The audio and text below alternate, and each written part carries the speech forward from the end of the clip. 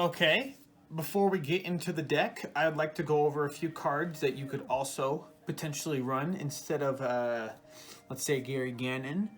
And then maybe a few cards I don't think you should run that might seem good, but I don't think work with this build. So the first card we'll actually talk about is Big Blow Ted. Now, Big Blow Ted and Wonder Boy kind of had the same thing going for them. It can do really well in trying to recycle your detonate barrels. Now, I don't disagree. It's just really good. This is a really good number, and especially if you're just aiming to do detonate barrel combo plays, I would suggest going Big Blow Ted. But this, however, helps you out in a longer game, so you can get one, more soul, and two, more triggers in the deck, and you can still get detonate barrels put in the deck. So it's something I would recommend if you were thinking about it. And then another few cards I want to talk about is Snapper Devil. This card, you know, it's good on Vanguard. However, I don't like its rearguard skill. It's pretty bad because in this deck you really want to focus on getting, you really want to focus on your counterblast using for C-Free, and you're just going all in with that. This doesn't really do it. I could see it being kind of useful, but he doesn't generate soul, and he doesn't really help with your key pieces. And then finally, a big shocker here. Actually, a lot of people really like Ronaldo. I am a very big hater on Ronaldo. Ever since I saw this card, I find it kind of disappointing. People really praise this card up to be one of the better grade 2s in the game because how hard you can plus off of it. But the problem is that the deck really needs, in its grade slot, 2 slots beaters. And the biggest problem with it is you still, in my deck I do run spike bouncers, so you could take out spike bouncers and put this. But the issue I find is putting one card from your hand into soul. So that eats up a card from your hand. He does not eat a card from your hand, right?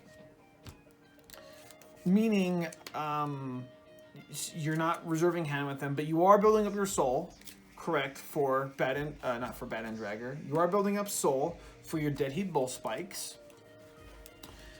However, every time I've called him, let's say on grade 2, I'll just like whip 2 triggers, and I have to like call both triggers, or else I just lose all the value. Or let's say even on grade 3, I'll whip more, like 1 or 2 triggers, and let's say I get a really good Ronaldo turn where I ride my Vanguard, I call this, I need to call a field out, and so I whip up, and let's say another three front rows, right? Now, where's he going to go? He's just going to go in the drop zone. I'm just going to call over him, which is really frustrating as well. It doesn't really help you very much in that regard. If you have absolutely no field and there's no way to build a field, he's great, but offensively, he's not that great. And every time I seem to use him, let's say I'm like, okay, well, I'm going to put a Brocky from my hand into the soul and then pull up a trigger. Like, why not just call a Brocky instead? Just write this and call a Brocky and you're fine. It's a very overrated card. Something I wanted to show you is something you should do if you're going second. That's why I really value Gyroslinger. Now, what I always try to do is I'll ride up on him instead of anything else, because it's always going to be aggressive. So I'll draw for turn, use a skill, check that in the soul to fuel soul costs, and then it doesn't matter what it is, you'll call a top card of your deck. Now, that's pretty lucky if you get something like a Bracky. He's always going to be hitting for 20. He'll be hitting for 25 this time because he gets 5k. But let's say it wasn't that. It's still a 10k, right? So you can still attack, and still have plenty of pressure with still building with what you want to do. Hello and welcome to another Spike Brother deck profile. We have you here a list I found via the Japanese VGCS tournaments, and I actually really liked it. It balanced out everything a lot. This deck differently than most decks you'll find likes to plus, but it also has a lot of added pressure with General Seafried. I just want to talk about how you generally want to flow with this deck. You're still deck thinning quite a bit with Seafried and with Bracky, but the biggest thing is that you're still going to be plussing with hand comparative to the old version.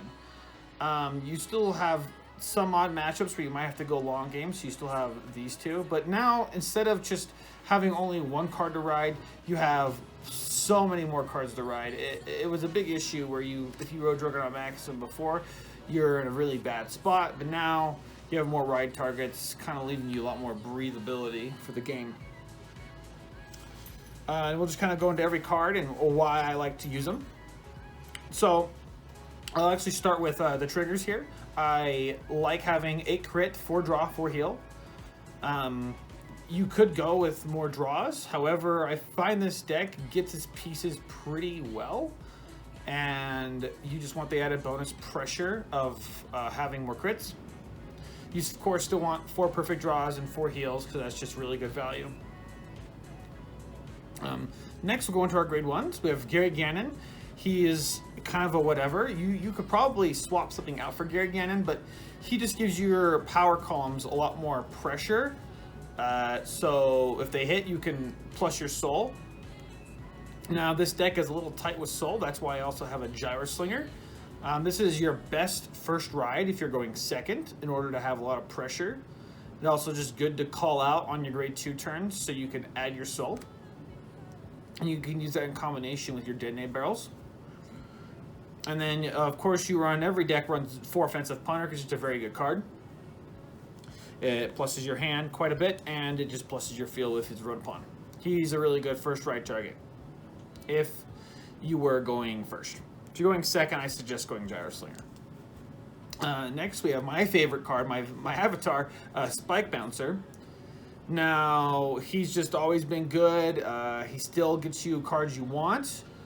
You don't really have to be that afraid to use his skills. He's just not the best beater out there, because now we have our next 2 cards which are our beaters, which is High Speed Bracky. He's going to just always hit your opponent super hard. And then we have the one card that's very different from everyone's list is 4 Detonate Barrels.